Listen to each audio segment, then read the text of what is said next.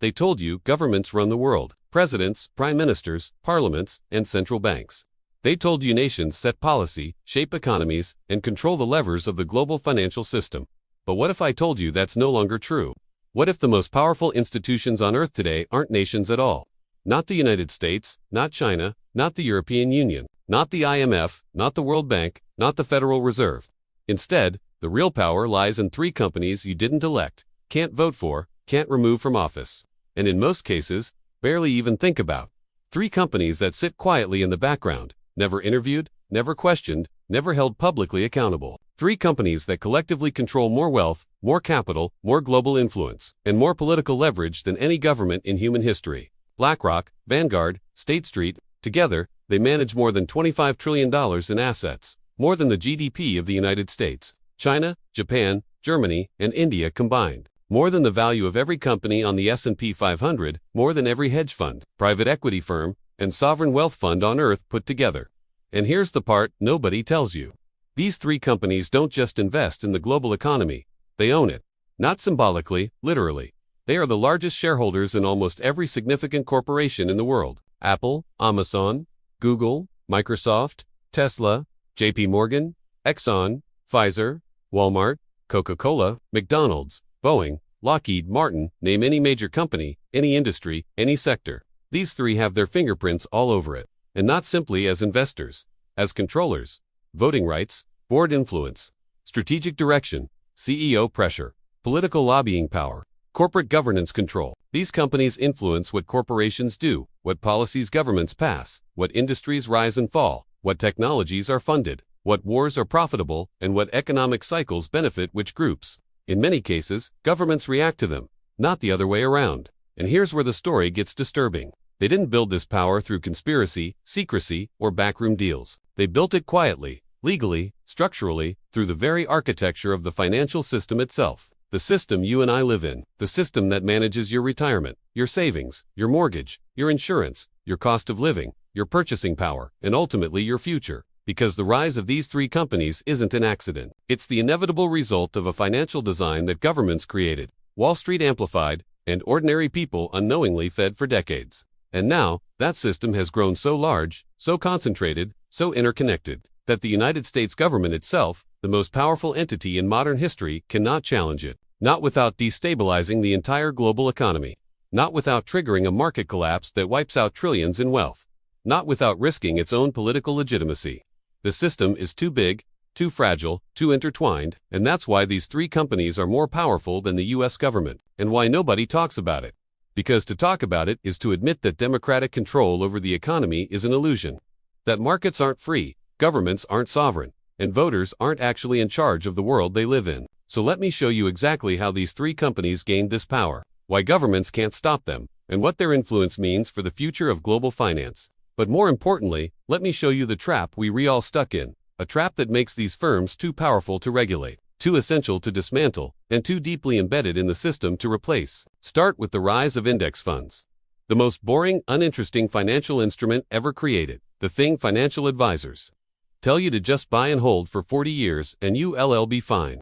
Index funds were sold as democratized investing, financial inclusion, low-fees market exposure for ordinary people, a revolution in simple, safe, long-term wealth building. And that's true, they were a revolution. But like every revolution in finance, the people who benefited most weren't individuals. It was the institutions that controlled the funds themselves. Jack Bogle, the founder of Vanguard, famously said index funds were for the people, not for Wall Street. And he believed that the problem was the scale, because when trillions of dollars flow into funds that buy every stock in the market automatically, without research, without analysis, without discretion, without even caring about price, you create a structural concentration of ownership. And that concentration went straight into the hands of the firms that operate these funds, BlackRock, Vanguard, and State Street. Today, more than 60% of all U.S. equity funds are passive. Nearly 40% of every dollar in the stock market is controlled through index funds. And because these 3 companies run almost all of them, they became the largest owners of nearly everything. That's the first layer of power. Ownership. But ownership alone isn't the real story. The real power comes from control. See, when you own shares, you don't just receive profits. You receive voting rights, the ability to approve or deny board members, the ability to guide corporate strategy, The ability to dictate how companies behave, ESG guidelines, executive compensation, mergers, acquisitions, political lobbying, environmental policy, labor strategy, diversity policy, you name it. If a company does it, these firms influence it. And here's the part most people don't realize. The individuals who invest in index funds, retirees, workers, ordinary people, THEY, don't get to vote. BlackRock does, Vanguard does, State Street does. Your voting rights are pooled, centralized, and used by the fund managers to influence corporate policy. So while millions of individuals technically own the shares, 3 companies get to cast the votes. That's the second layer of power, aggregated governance control. But the third layer is the one almost nobody talks about: infrastructure. Because BlackRock doesn't just own assets, it runs the operating system of the global financial system itself. It's called Aladdin, and it's the most powerful piece of financial technology ever built. Aladdin is a risk management and asset analysis system. It tracks and models more than $21 trillion in assets. Banks use it, insurance companies use it, hedge funds use it, corporations use it, pension funds use it, the Federal Reserve uses it, the Treasury Department uses it, European central banks use it. If BlackRock shut down Aladdin tomorrow, the global financial system would freeze. Markets wouldn't be able to price risk. Banks wouldn't be able to value assets. Pension funds wouldn't know their exposure. Governments wouldn't understand the stability of their own bond markets. This isn't speculation. During the 2008 crisis, the U.S. government hired BlackRock to evaluate toxic mortgage assets. During the COVID-19 crisis, the U.S. government hired BlackRock again to manage corporate bond purchases. When the Bank of England panicked in 2022 during a pension fund liquidity crisis, guess who they called? BlackRock. And that's the third layer of power: operational dependency. Governments cannot function without BlackRock's infrastructure. They cannot regulate the company because the company itself is part of the machinery of financial governance. But that's only one company. What about Vanguard and State Street? Their power comes from a different mechanism. Something more subtle, something more systemic, something more dangerous. Vanguard is unique because of its ownership structure. It's owned by the funds it manages, which means it's effectively owned by its own investors. Sounds democratic. Sounds fair. But here's the twist. Vanguard doesn't have shareholders to answer to. It doesn't report quarterly earnings. It doesn't have a stock price. It has no market pressure to constrain its growth. No investor oversight. No activist interference. It is a self-perpetuating financial organism, immune to the forces that keep corporations in check. It grows by design, automatically, indefinitely. And unlike publicly traded companies, Vanguard does not need to disclose nearly as much information about its internal operations. It is the least transparent large financial institution on Earth, and it owns more of corporate America than any entity in history. That's the fourth layer of power: structural opacity and immunity. And then there's State Street, the smallest of the 3, but still managing more than $4 trillion.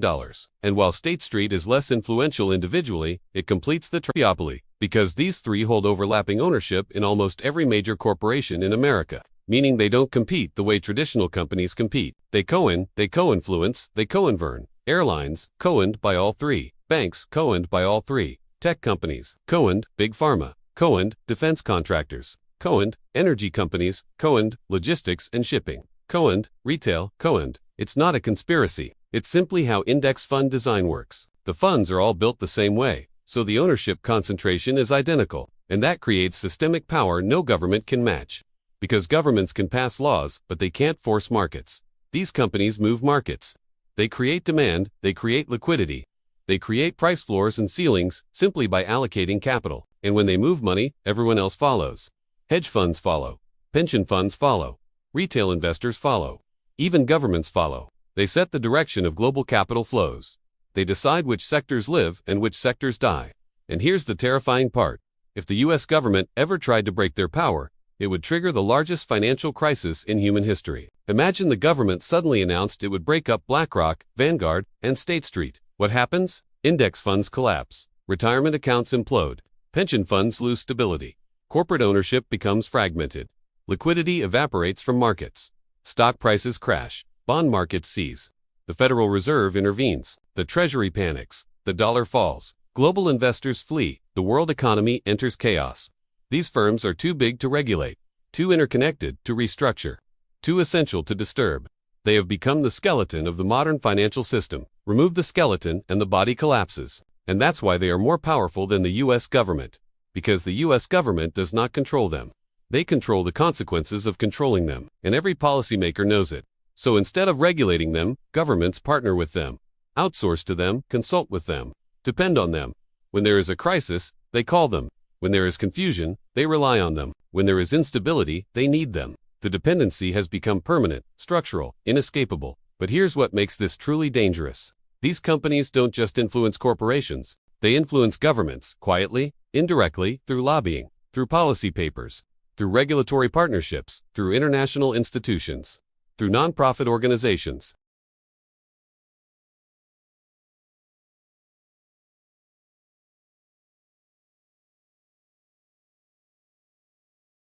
And they do it without ever appearing publicly on a ballot, without ever debating policy, without ever being questioned by voters, without ever being held accountable for the consequences of their decisions. They operate above the political system, above national boundaries, above democratic control, and above the governments that were once thought to be the ultimate centers of power. But how did we get here? How did three companies rise above the most powerful government in the world? To understand that, you have to go back decades. The story begins in the 1970s. Stagflation, oil shocks, economic stagnation, governments struggling to control inflation, the beginning of the decline of traditional manufacturing economies, and the rise of financialization, the idea that the financial sector could replace industrial growth. Wall Street exploded. Derivatives, mortgage markets, leveraged buyouts, new financial instruments, new ways to generate returns, and most importantly, new ways to package, distribute, and automate investment. Then came the pension crisis of the 1980s. Millions of workers needed reliable, long-term returns. Corporations didn't want the liability. Governments didn't want the responsibility. And Wall Street stepped in with a solution. 401ks, mutual funds, pension funds run through private firms. The government offloaded retirement responsibility onto individuals and institutions. And trillions of dollars began flowing into the hands of asset managers.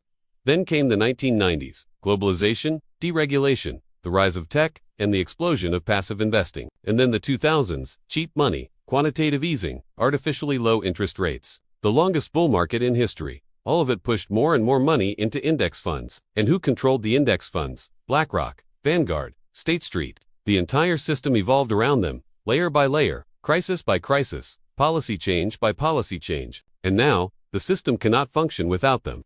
They are woven into the fabric of global finance, into pensions, into corporate balance sheets, into sovereign debt markets, into currency markets, into risk assessment systems, into the infrastructure of central banks, into the algorithms that model market stability, into the political decisions governments make about regulation, taxation, and economic policy. And here's the part that should make you pause. These companies don't just manage assets, they influence where capital goes. They influence the direction of innovation. They influence which startups get funded and which technologies receive investment. They influence whether oil companies get capital or whether renewable energy companies do. They influence whether defense contractors grow or shrink. They influence the price of food, energy, housing, transportation, everything in your daily life. And because they own everything, their influence is self-reinforcing.